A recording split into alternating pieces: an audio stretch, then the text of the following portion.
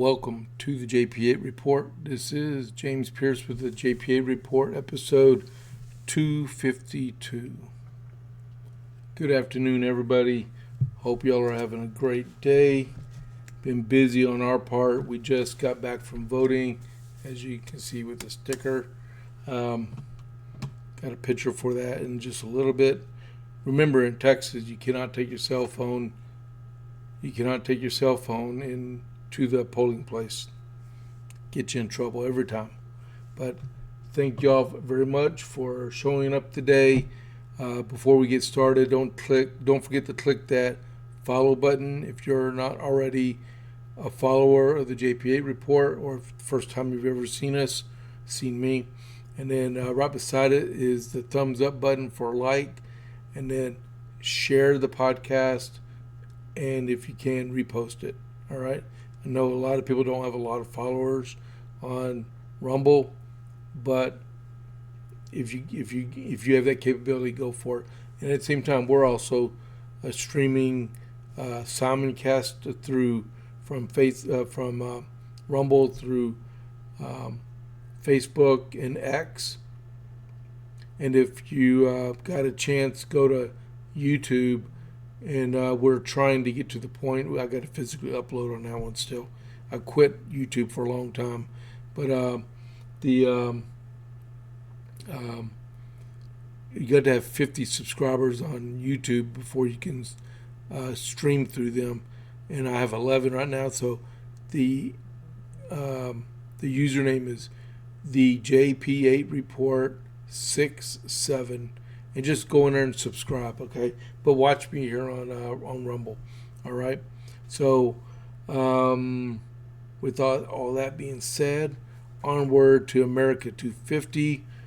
So what we have going on for America 250 today is the Second Continental Congress approved funding for 3 battalions of soldiers in South Carolina and 1 battalion of soldiers in the colony of Georgia.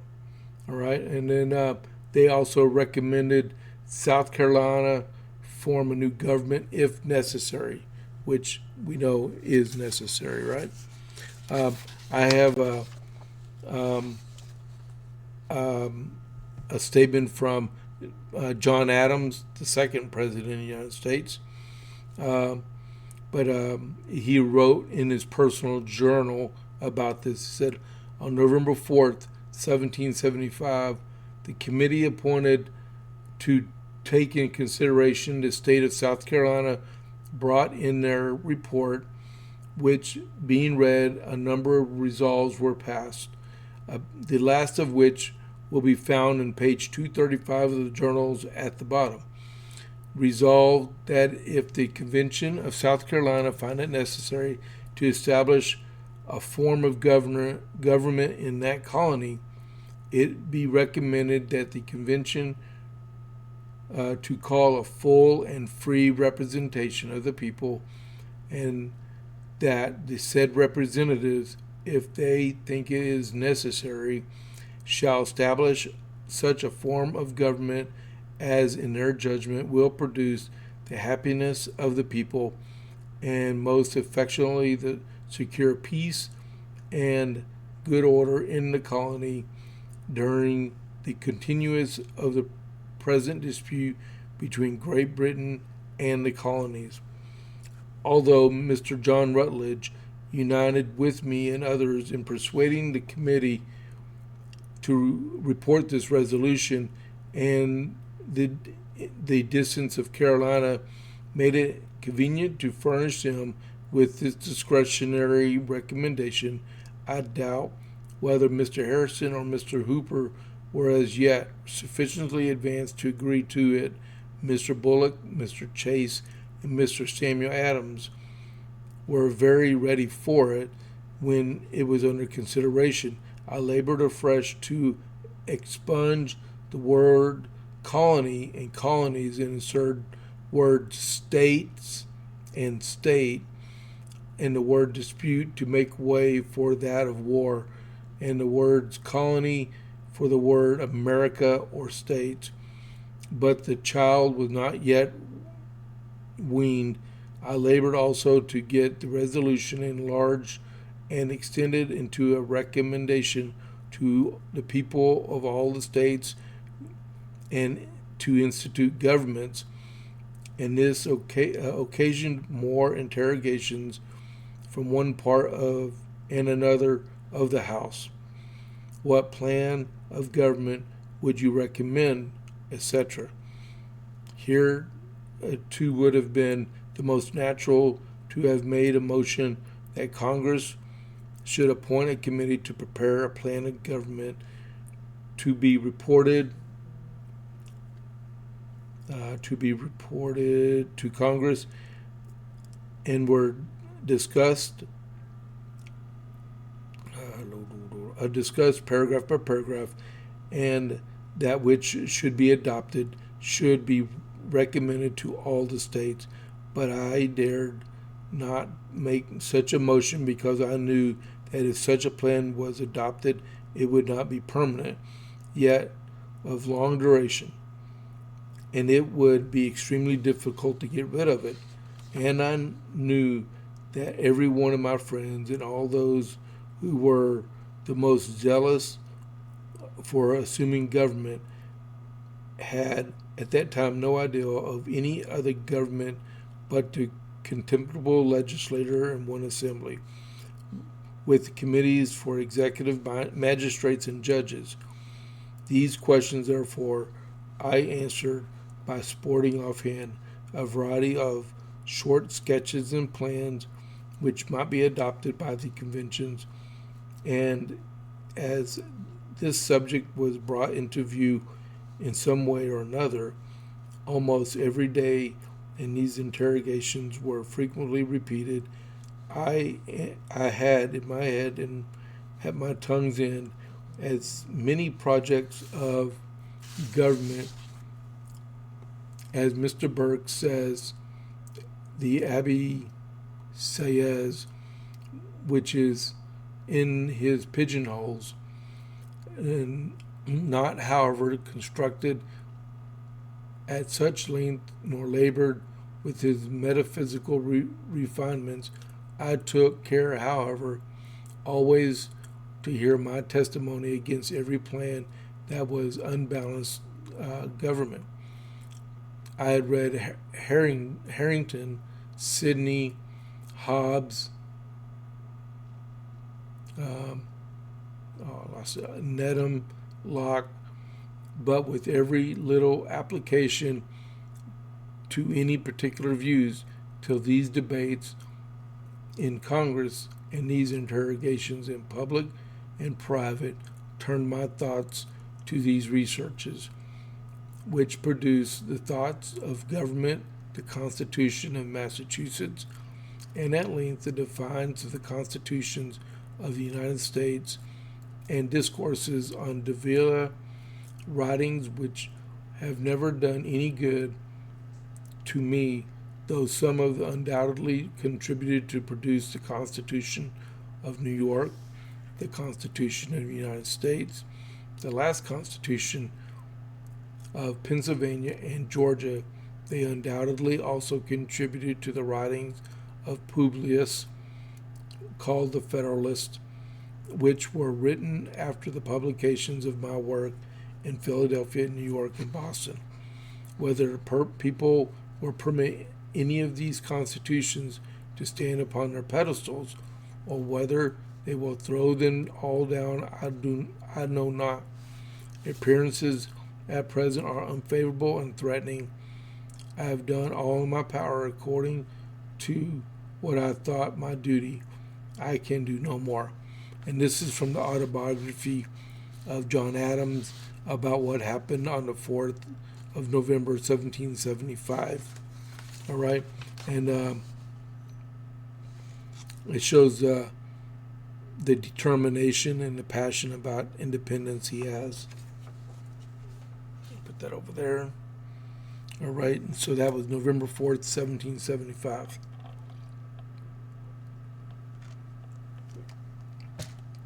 Alrighty, so we have transition. So now we have, if you live in the Coppers Cove area, we have Dalmatian. They make homemade smash burgers and dogs here in Coppers Cove. And all their ingredients are homemade.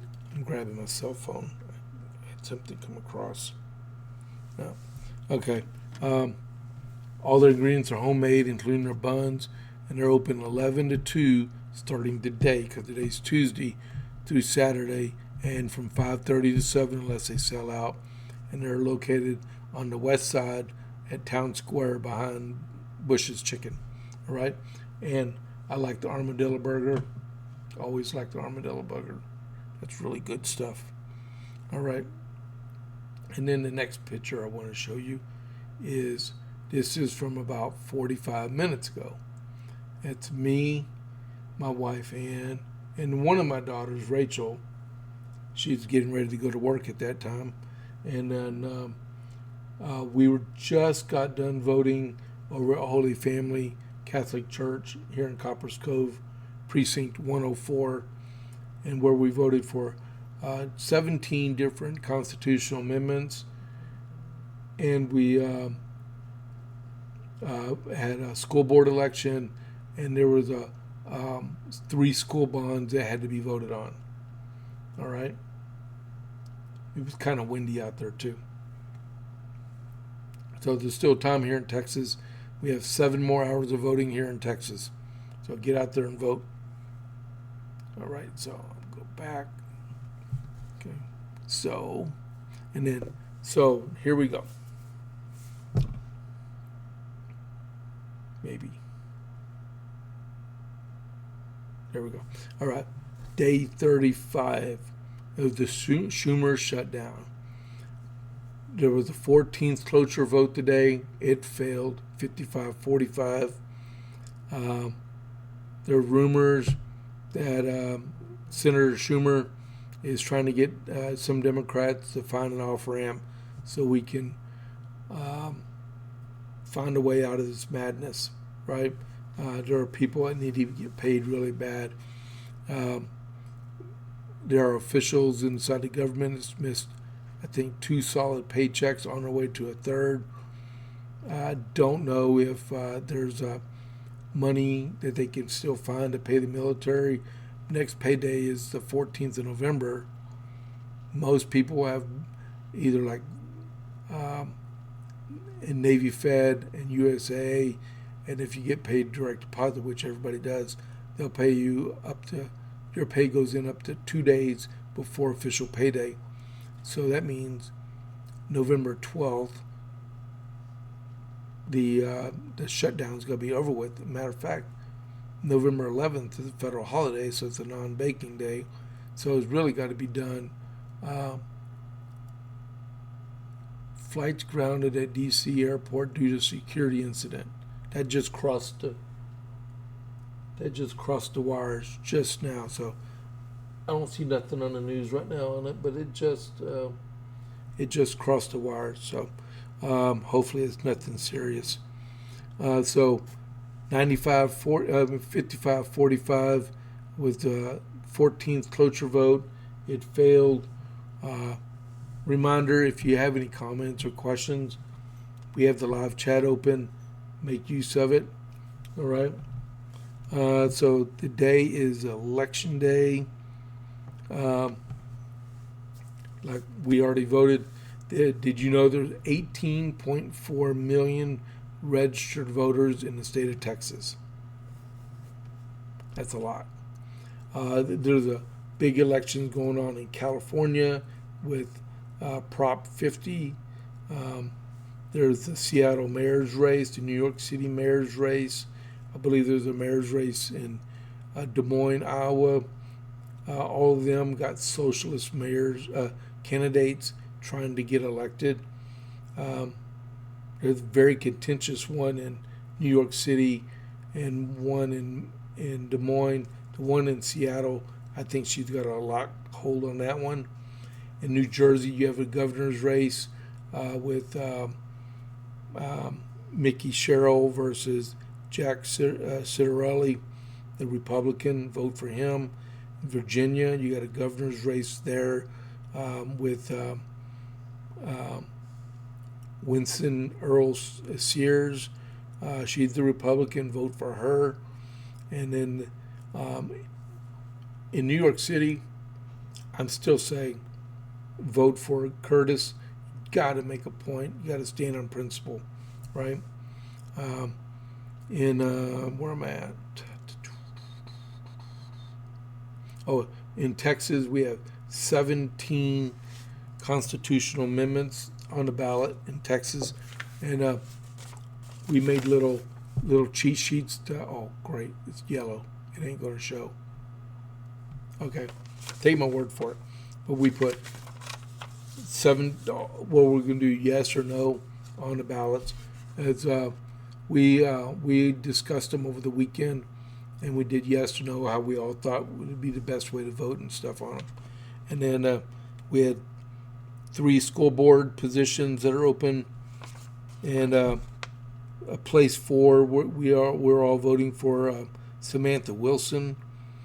Place 5 we're voting for Bradley Vaughn, and then place 6 we're voting for Carl Moose Smith.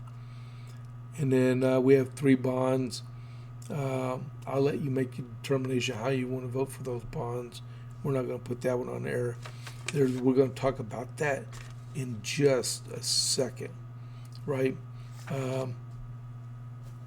Where is I got that? Okay, we already talked about that. Now, also the day. The day is the let's see, it's 25. The 180th anniversary of the first uniform November election date. So earlier in the year, in 1845, there was a law passed in Congress mandating the all federal elections, which would be president, vice president, the Senate, and the House. All their elections will be held on the first Tuesday following the first Monday in November. And that happened on November 4th, 1845. States can still do whatever they want with their their own legislature, but everybody made them uniform in November on the election date. Let's see. And then we have elections going on from 7 a.m. to 7 p.m. in Texas. So don't forget to go vote like we just did. And then where is... Oh, okay. So this morning, when I woke up this morning and found out that Vice President Dick Cheney passed away at age 84. You know, he was the vice president from 2001 through 2009. He was a very, very astute politician. When he left office, he stayed out of the limelight like all vice presidents and presidents should be doing. Barack Obama. And then he was President Ford's chief of staff, and then he was a congressman also. He was a Secretary of Defense during the first Gulf War under George H.W. Bush, and then he was George W. Bush's vice president also from 2001 to 2009. And before that, he worked for Halliburton also. And then, but he was very conservative. He's always had a history of medical problems and stuff. And they said he passed away of pneumonia and congestive heart disease. All right. So all flags are supposed to be at half staff right now. And please don't forget to do that. And remember his family in your prayers. So when I worked at the White House, I worked at Camp David, and we used to talk with the vice president a lot, and he was really good person to speak with, and he was really smart. At least I mean, you know, the average Joe out there never gets to speak to the president or the vice president. Hardly anyone does, right? But we did on a daily basis, processing phone calls to them. It was really cool. I mean, it's 5 years I won't forget, and that was really cool. And okay, I can't talk too much about it, but it was really good thing to remember. If you ever have that chance to that kind of interaction besides at a political event, because I could tell you stories about both of them, but yeah, keep Lynn Cheney in your prayers. And then let's see, where am I going to go next? And I hear the cats playing. Alrighty, so okay. I guess I'm in the wrong line of work. I'm about to show you an SPAC that we got going on our the ballot, the school ballot bond that we got going on here in Copper's Cove.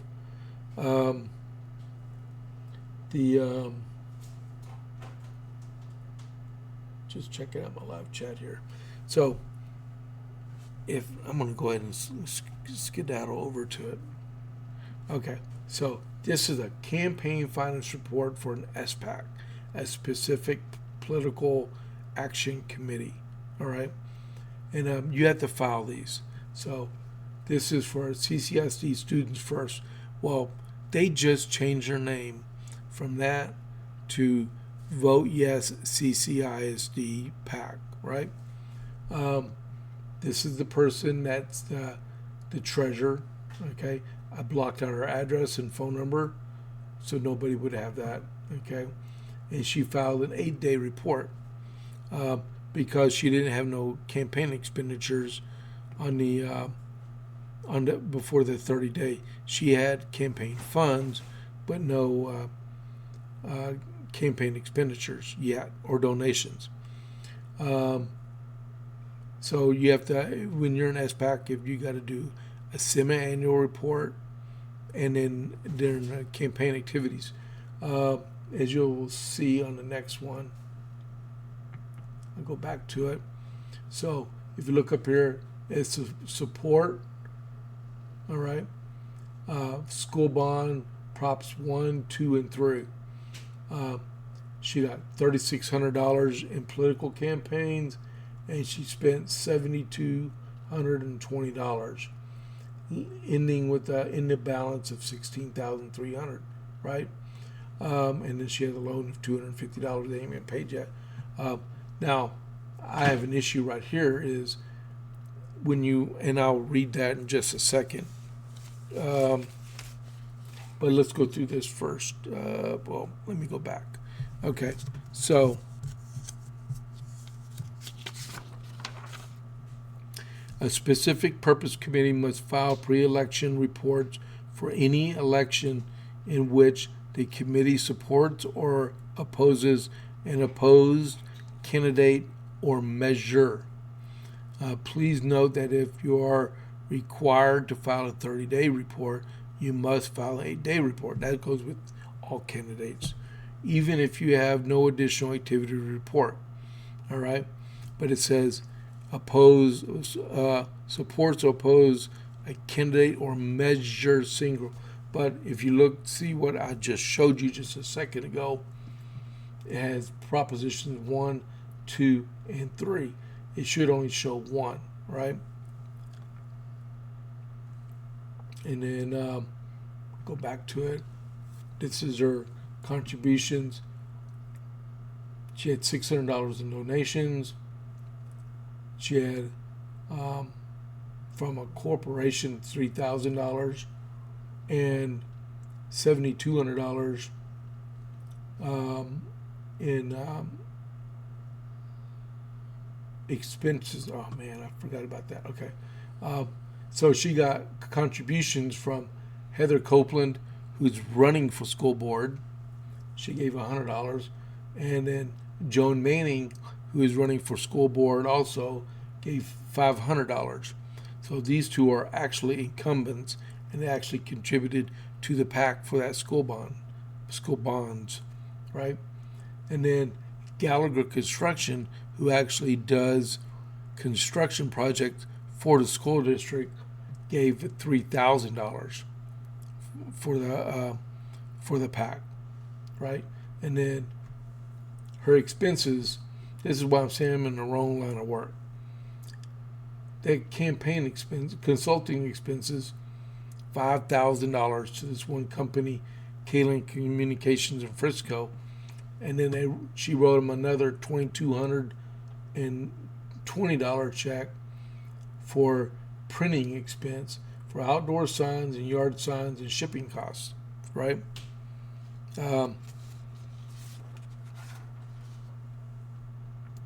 So that is, and then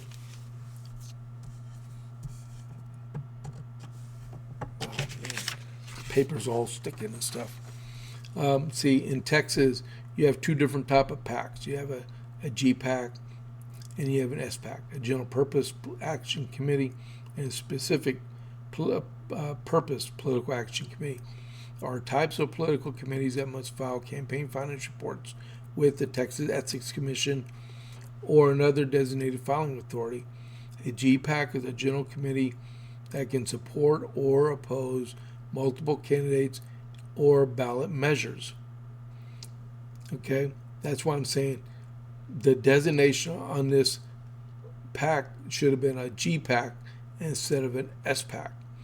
While an S PAC is a committee with more specific purpose, like supporting a single candidate or measure, not three different ones.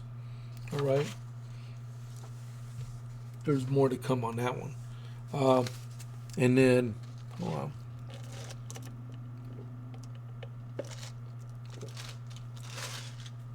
The T is from a company called Mojo here in Central Texas, right? They're really good. They got locations in Lampasas, Coppers Cove, and Burnett, and I believe Leander also. So, I don't know if y'all can see this. This is in the newspaper this morning. Now, when you're looking at this, this is a ballot. This is a full-page ad. Okay, say full-page ad by the school district, right? Because there's no political verbiage on it, so it's just. It's an ad in the paper, and it says Coppers Cove ISD bond 2025, yes. But in state law, school districts and municipalities cannot campaign for a particular side in a ballot, right? So these guys got slick. So if you know anything about grammar, like I was joking with my wife this morning about, you see right there, that comma says a lot in grammar. So you see bond 2025, yes, like you vote for the bond, but that's not what they're saying. They're just saying bond 2025, yes, Coppers Cove has a bond on the ballot. So they want you to go vote, but the way it's written is like saying go vote for the bond itself. Deceptive advertising, because if you know anything, they wrote it to get people to vote yes on the bond. All right? If I'm wrong, let me know I'm wrong. So what I would like to know is I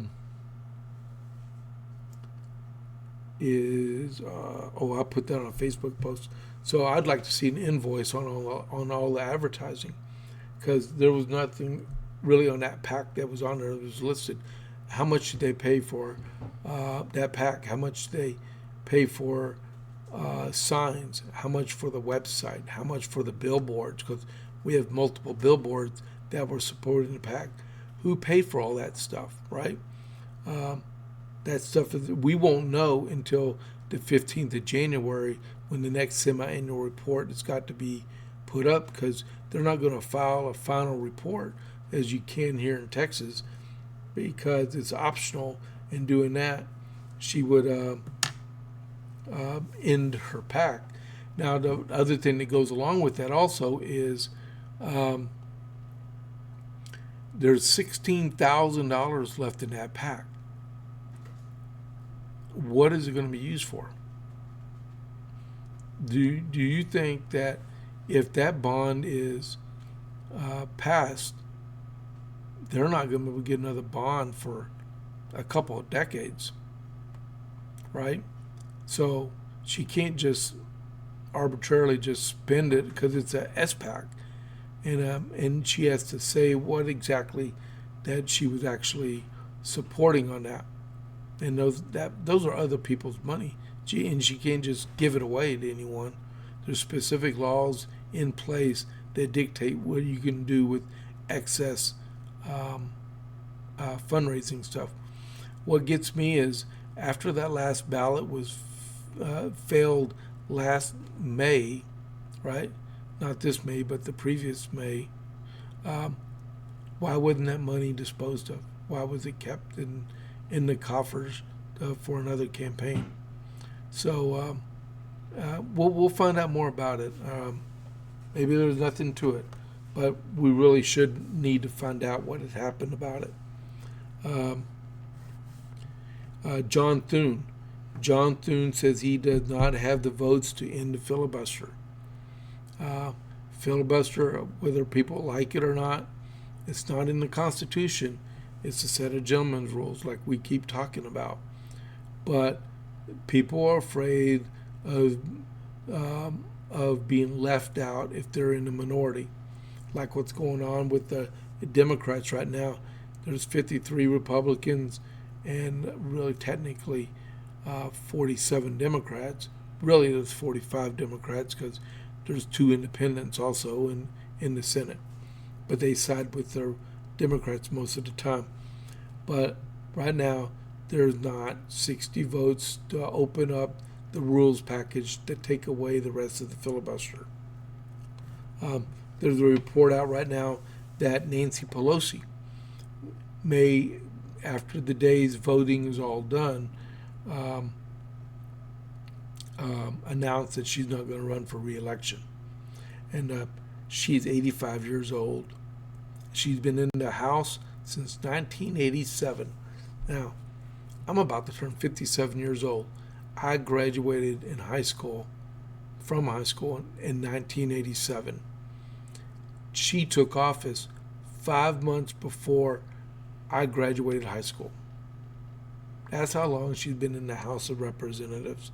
Same district. Oh, she's represented 3 different districts, the 5th district, the 8th district, and the 12th district since 1987 because of redistricting and stuff. Yesterday, she was quoted as saying Trump is the worst thing on the face of the earth. Why would we do a thing like that and keep her in office? You have to ask the people of San Francisco why they continuously always elect her to represent them, right? So with that statement, she said Trump is the worst thing on earth. What would you think might be happening? Well, you have political violence, right? And so a couple weeks ago, in the state of Montana, there was a Helena City Commissioner candidate. I guess her election is going on today, too. She's an LBGT supporter, and she called Senator Tim Sheehy and left a voicemail on his phone. Now, if you don't want something to actually,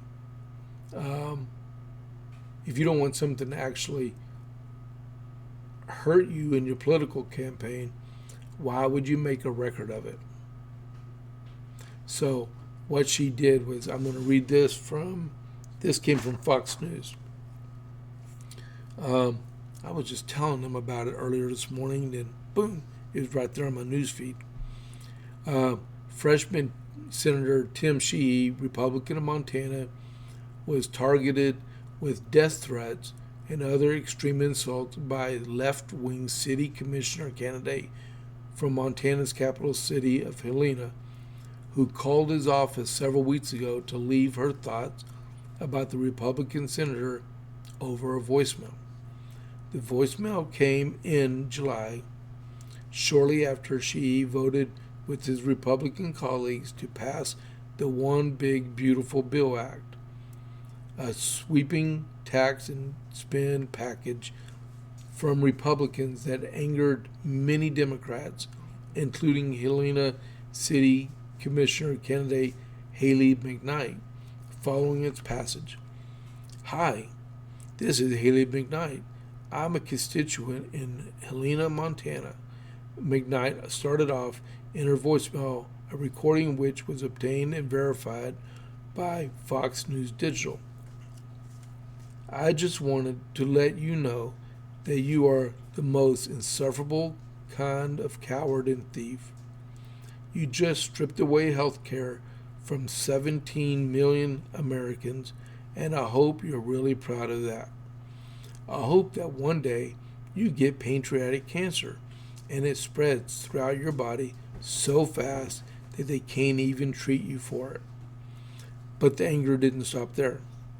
During the roughly 1 minute voicemail, the phone logs reportedly came in on the afternoon of July 1st. McKnight launches into insults about Leahy's fertility and his children, before warning the senator not to meet me in the streets. I hope you die in the street like a dog, McKnight continued. One day you're going to live to regret this. I hope that your children never forgive you. I hope that you are infertile. I hope that you manage to never it's a sexual term ever again. You are the worst piece of blank I have ever had the misfortune of looking at. God forbid that you ever meet me in the streets, because I will make you regret it. F you. I hope you die. She didn't even get arrested for that. You're talking about political rhetoric that causes violence. The wrong person hear that message and just go off the deep end and take matters into their own. I'm just helping Haley out. That's what they would say. That's all they have to say. I'm just helping Haley out. I don't know if she apologized or anything. It did happen about 4 months ago, and it's finally making its ways out into the campaign stuff. I hope she doesn't get elected tonight at all. It's a shame. It's a shame that we even have to abide by that. I'm not saying Republicans are perfect or anything, because there are Republicans that do bad things also. But a lot of rhetoric comes from the left, right? And we just need to settle that down. And then we have the Department of Justice urges the court to reject the motion by James Comey to drop his case due to vindictive prosecution. He got arrested and charged for perjury to Congress. So his goose is cooked. There was another one out there about Letitia James, but I couldn't find it. But the court did say to her that you're going to go to court. And about the hateful speech that I was just reading about with McKnight and Senator Sheehy. There was a poll that came out and said 1/3 of Americans believe that violence is justified in certain cases in politics, and then another quarter believed that it's justified in other circumstances also. That crazy stuff. So And then here in Texas, so you hear the stuff about if the vote turns out in favor of Mamdani in tonight, you're going to see a flux of businesses leave the city. You won't see them all because the city's still got to function and stuff. But here in Texas, in Dallas, you have the Texas Stock Exchange that's going to be operational in just a few more months, right? And you already got Goldman Sachs building an 800,000 square foot building in Dallas. And then you have JP Morgan, you have Wells Fargo, you have Bank of America. They're all building facilities here to help the electronic stock exchange that's going to be opening up in Dallas, Texas, right? And what they're doing, they're sucking jobs away from the financial center in New York City and bringing them down here to Texas, right? JP Morgan already has like 22,000 employees that work in Dallas itself. So they're all prepared. There's already been an influx of $250 million to shore up the stock exchange for to help it get off the ground. So that will be interesting to see. Be good to make ourselves the 8th largest economy in the world. I'm saying for Texas, or maybe the 7th largest. We'll have to see. So before I leave for the JP8 report today, no comments going on right now. Let's see. I'm going to check my Rumble Studio real quick.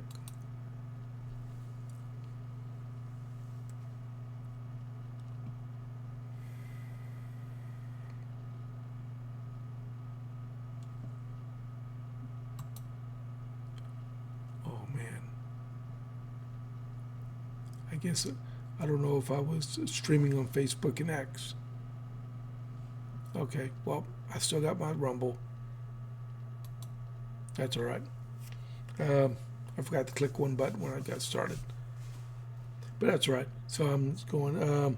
Don't forget to vote against Prop 50 in California, and don't vote for the communists in New York, and don't vote for the communists in Seattle, and then New Jersey, vote for Jack Cicerelli.